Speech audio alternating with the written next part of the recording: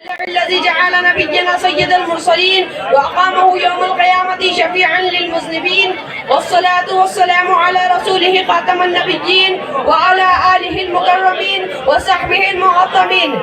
أما بعد، فأعوذ بالله من الشيطان الرجيم. بسم الله الرحمن الرحيم. الف لام میم احسب الناس ان يتركوا ان يقولوا آمنا وهم لا يفتنون ولقد فتنا الذين من قبلهم فليعلمن الله الذين صدقوا وليعلمن الكاذبين. آمنت بالله صدق اللہ العلی العظیم. اوپر کے مائک کا آواز بڑھائیے. آئیے کچھ عرض و معروض سے پیشتر کمال عقیدت و احترام کے ساتھ بارگاہ رسالت و نبوت میں درود شریف کا نذرانہ محبت پیش کریں. صلی اللہ علی النبی الامی و علیہ صلی اللہ تعالی علیہ وسلم. صلاۃ و سلام علیک یا رسول اللہ صلی اللہ تعالی علیہ وسلم. معزز و محترم سامعین ذی وقار، آج کی اس روح پرور اور عظیم و شان بزم میں جس آیت کریمہ کی تلاوت سے میں نے اپنے آپ کو مشرف کیا، اولاً آپ اس کا ترجمہ سماعت فرمائیں.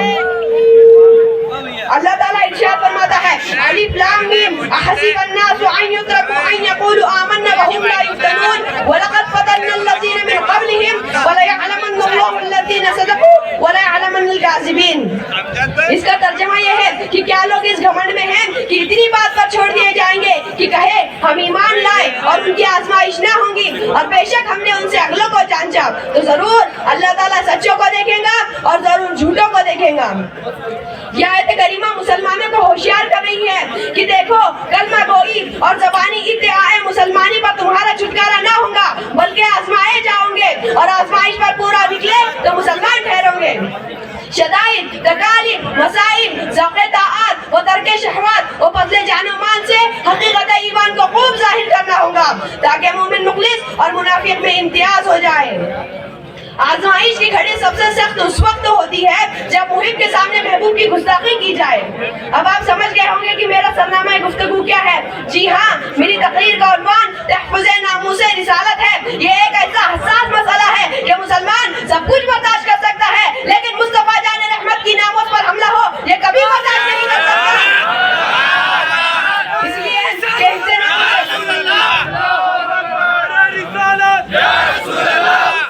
نبی کی ایک ہی سزا، نبی کی ایک ہی سزا. اس لیے کہ حفظ ناموس رسالت ہماری زندگی کا سب سے بڑا مسئلہ ہے اور تمام فرائض میں سب سے اہم فرض ہے.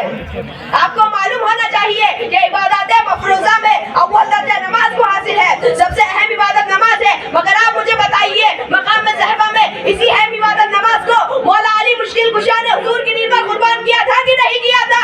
امام اہل سنت فرماتے ہیں مولا علی نے پڑھی تیری نیند پر نماز، اور وہ بھی عصر سب سے جو اعلیٰ قدر کی ہے. آپ ذرا اس مسئلے کی نزاکت کو تو دیکھیں.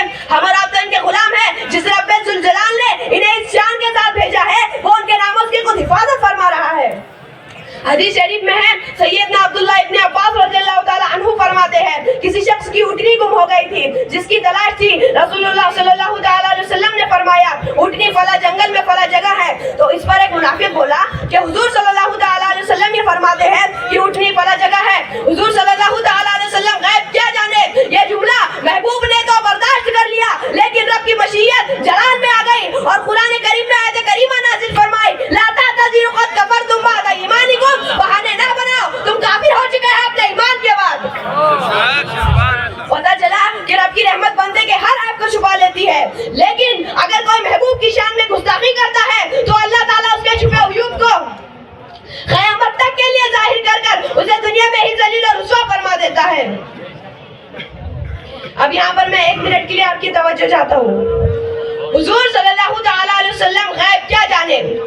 اتنا کہنے سے اگر بندہ اسلام سے نکل گیا اور یہ فتویٰ کسی مفتی نے نہیں رب کے قرآن نے دیا، تو آپ مجھے بتائیے جنہوں نے حضور صلی اللہ تعالیٰ علیہ وسلم کے علم کو شیطان لعین کے علم سے کم بتایا، جنہوں نے حضور صلی اللہ تعالیٰ علیہ وسلم کے علم کو بچے پاگلوں بلکہ جانوروں کے علم جیسا بتایا، کیا ان کا ایمان سلامت رہے گا؟ ہرگز نہیں. اسی لیے میں ان سے کہنا چاہوں گا کہ اب بھی وقت ہے باطل نظریات سے توبہ کرو، مصطفیٰ کی غلامی میں آ جاؤ اور بریلی کی بولی میں یہ اعلان کرو بخدا خدا کا یہی ہے در، نہیں اور کوئی مفرمقت، جو وہاں سے ہو یہی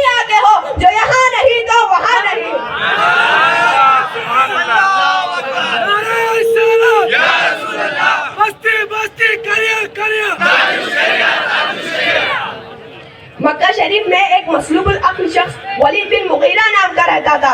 اس نے حضور صلی اللہ تعالیٰ علیہ وسلم کو معاذ اللہ مجنون کہا. اللہ تعالیٰ نے قرآن پاک میں اس کے تسویب کو ظاہر فرما دیا اور آخر میں فرمایا بعد ذالک زنیم، اے محبوب گھبراؤ نہیں، جس نے تمہاری شان میں بکواس کی ہے اس کی اصل میں ہی خطا ہے. جب یہ آیت کریمہ نازل ہوئی تو ولید بن مغیرہ نے اپنی ماں سے جا کر کہا کہ رسول اللہ صلی اللہ تعالیٰ علیہ وسلم نے میرے حق میں 10 باتیں فرمائی ہے. 9 کو تو میں جانتا ہوں کہ مجھ میں موجود ہے، لیکن 10ویں بات جو اصل میں خطا کی ہے اس کا حال مجھے معلوم نہیں. تو مجھے سچ سچ بتا دے ورنہ میں تیری گردن مار دوں گا. تو اس پر اس کی ماں نے کہا کہ تیرا باپ نامرد تھا، مجھے اندیشہ تھا کہ وہ مر جائیں گا تو اس کا مال غیر لے جائیں گے. میں نے ایک چرواہے کو بلا لیا، تو اسی سے ہے. مذکورہ دونوں آیتوں سے 2 باتیں واضح طور پر معلوم ہو گئی. پہلی تو یہ کہ رب کی رحمت کو جلال اسی وقت آتا ہے جب کوئی محبوب کی شان میں گستاخی کرتا ہے، اور دوسری بات یہ کہ محبوب کی شان میں وہی گستاخی کرتا ہے جس کی اصل میں خطا ہوتی ہے. آئیے ذرا اس مسئلے پر صحابہ اکرام کا طرز عمل دیکھتے ہیں. تفسیر در منصور جلد دوم صفحہ نمبر 585 پر یہ روایت مذکور ہے. 2 بندوں نے نبی پاک صلی اللہ تعالیٰ علیہ وسلم سے فیصلہ کروایا. تو فیصلہ جس کے خلاف ہوا اس نے کہا ردنا الی عمر، حضرت عمر رضی اللہ تعالیٰ عنہ کے پاس لے چلو. دونوں چلے گئے. جس وقت وہ پہنچے تو جس بندے کے حق میں فیصلہ ہوا تھا اس نے کہا یا ابن الخطاب خطانی رسول اللہ صلی اللہ تعالیٰ علیہ وسلم علی ھذا، نبی پاک صلی اللہ تعالیٰ علیہ وسلم میرے حق میں فیصلہ فرما چکے ہیں، لیکن میرا جو ایک فریق ہے اس نے کہا چلو عمر کے پاس چلو، اور ہم آپ کے پاس آ گئے. حضرت عمر رضی اللہ تعالیٰ عنہ نے بس اتنی بات سنی کہ نبی پاک نے فیصلہ فرمایا اور اس بندے کو پسند نہ آیا اور یہ میرے پاس آ گئے.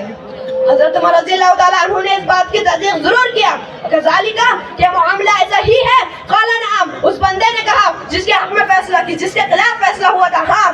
پھر حضرت عمر رضی اللہ تعالیٰ عنہ نے کیا کہا فقال عمر مکانکما حتى اخرج الیکما فاقضی بینکما. بس ٹھہرو، میں آ کر فیصلہ کر رہا ہوں. جب آئے تو کیا تھا؟ ہاتھ میں تلوار تھی. فضرب الذی قال ردنا الی عمر، جس نے کہا نبی پاک کے فیصلے کے بعد چلا عمر کے پاس. حضرت عمر نے تلوار مار کر اس کا سر اتار دیا.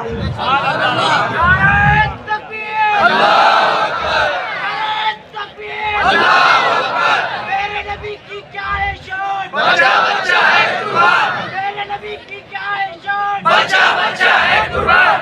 اب شہرا ہو گیا کہ عمر نے تو مومن کو قتل کر دیا.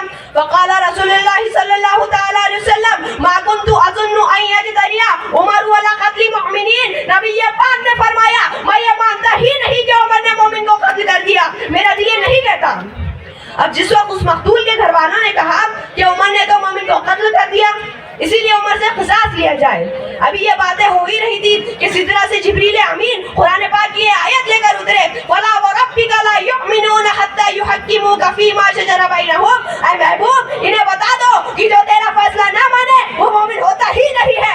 اب آپ مجھے بتائیے جو رسول اللہ صلی اللہ تعالیٰ علیہ وسلم کا فیصلہ نہ مانے اسے جینے کا کوئی حق نہیں. تو جو یہ چینلوں پر بیٹھ کر حضور صلی اللہ تعالیٰ علیہ وسلم کے خلاف بھونکتے ہیں انہیں جینے کا حق کس نے دیا؟ لہٰذا میں آپ سے کہنا چاہوں گا کہ اے مسلمانوں اٹھو، وہی فاروق اعظم کا تیور لے کر اور ان بزدلوں کی آنکھوں میں آنکھیں ڈال کر پوری دنیا میں یہ اعلان کر دو کہ بتلا دو گستاخ نبی کو غیرت مسلم زندہ ہے، ان پر مر مٹنے کا جذبہ کل بھی تھا اور آج بھی ہے.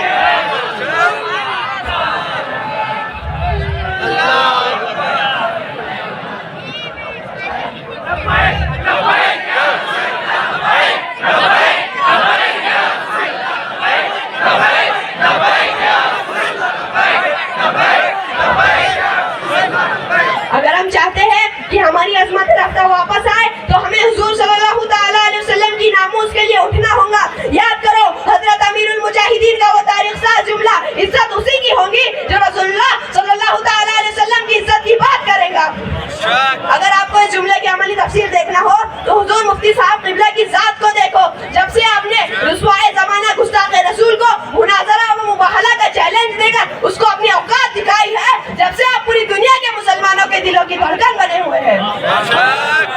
اور اسی منبر نور پر وہ ذات بھی جلوہ گر ہے جس نے اپنی زندگی کا ایک ایک لمحہ حفظ ناموس رسالت پر وقف کر رکھا ہے. جب بھی کہیں اسلام یا مقدسات اسلام پر حملہ ہوتا ہے تو جو ذات اپنے وجود کو ڈھال بنا کر اس حملے کا بھرپور جواب دیتی ہے اسی کو حضور قائد ملت الحاج سعید نوری صاحب قبلہ کہا جاتا ہے. اللہ تعالیٰ ان عظیم ہستیوں کا سایہ ہمارے سروں پر قائم و دائم فرمائے. اب میں اپنی گفتگو اس پیغام کے ساتھ ختم کرتا ہوں کہ جیو تو اس جذبے کے ساتھ جیو. یا رسول اللہ کروں تیرے نام پہ جا فدا, نہ بس ایک جا دو جہاں فدا, دو جہاں سے بھی نہیں جی بڑا, کروں کیا کروڑوں جہاں نہیں, اور جب اس دنیا سے جاؤ تو یہ کہتے ہوئے جاؤ لحد میں عشق رقیہ شہ کا داغ لے کے چلے, اندھیری رات سنی تھی چراغ لے کے چلے. وما علینا الا البلاغ. السلام علیکم ورحمۃ اللہ وبرکاتہ. سبحان اللہ, نعرہ تکبیر, نعرہ رسالت. اب اس بچے کو آپ نے سماعت کیا, یہ بچہ انگلش اسکول میں پڑھتا ہے اور عالم کورس چل رہا ہے دکھی نگر قصر غریب نواز میں. الحمدللہ اس کی ایک جھلک ہے. انشاءاللہ اب نوری میں آپ کے حوالے ہوں گے, اور ابھی اور 3 بچے ہیں انشاءاللہ ان کو